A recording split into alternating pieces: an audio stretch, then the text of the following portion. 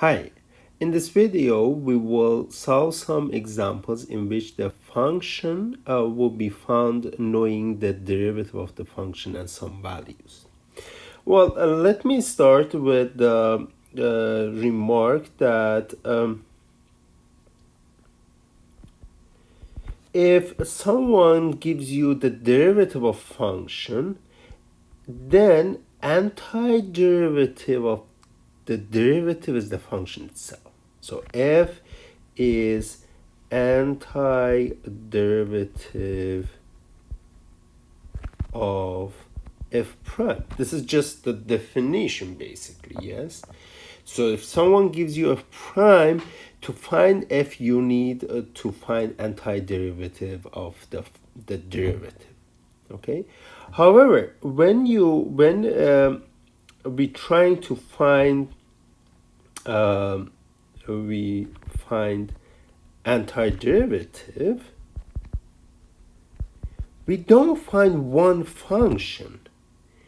We find f of x, well, any antiderivative plus a constant c. So we cannot say what is the value or the original function unless we know some values of the function. So we cannot find the function f unless we know a value of the function f. So if you know the value of the function, then you can use it and find what is that constant c in that specific case. Let's do some examples and you will see what I mean by this remark. Yes. Here we have a function whose derivative, these are the derivatives of the function, are given, and we are looking for f itself.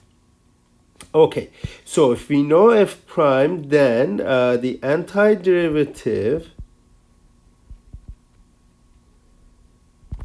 will be f. Yes, antiderivative is equal to f, which is, well, the antiderivative of x cubed is x to the power 4 over 4. Antiderivative of 2x is x squared, and antiderivative of 1 is x plus some constant. So the key point is that, well, without knowing value, the c, we cannot say anything about that. There will be some constant there. But what is c? So to find c, we use this value, f at 0, which gives us 0 to the power 4 over 4 minus 0 squared plus 0 plus c is supposed to be equal to 1. From here, you see that c is equal to 1. So knowing a value other than just the derivative of the function helps us to find the function itself completely. Otherwise, we will have some constant somewhere added to this function, plus 1. Yes. How about this one? Okay, so here we need to find antiderivative. Antiderivative will be the function x squared over 2. Antiderivative of 1 over x is ln x, or ln of absolute value of x, plus c. Now, what is c? To find c, we need to plug in 1 there. So 1 squared over 2 plus ln of, let me write this absolute value of x. You'll see me doing that. So absolute value of 1 plus c. This is supposed to be 3. And this means that 1 over 2, ln of 1 is 0. c is 3. And from there, we can see that c is 3 minus half, which is 5 over 2. Now, put it back, and this way you have found the function itself. X squared over 2 plus ln of absolute value of x plus 5 over 2. Okay, well, you have f double prime and you're trying to find f. If you have f double prime, then the antiderivative of the second derivative is the first derivative, and in this case it will be 3e to the power x plus cosine x plus some constant. And antiderivative of f prime is f itself. So this will be 3e to the power x.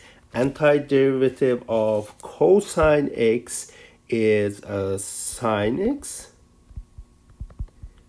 And note here that the c is a constant. Antiderivative constant is c times x. And then we need to add another constant, okay, where c and d can be any constant number you like. While in this case, we have some values that we can use them to fix what are c and d. In this case, for example, you see f prime at 0 being equal to 0 means that 3e to the power 0 plus cosine 0 plus c is equal to 0. This is 3, cosine of 0 is 1, and c is 0. This means that c is equal to negative 4. So c is negative 4. I can plug it in here. And then from there, we know that f at 0 is going to be 1. So this is 3e to the power 0 plus sine of 0 minus 4 times 0 plus d is equal to 1. From here, we have 3 plus 0 minus 0 plus d is equal to 1. And we can see that d is equal to negative 2.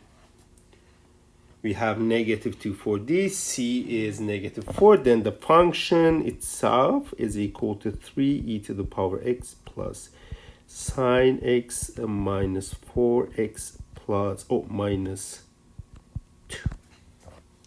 So, knowing the derivative of function, you cannot find function itself completely unless you know a value of the function.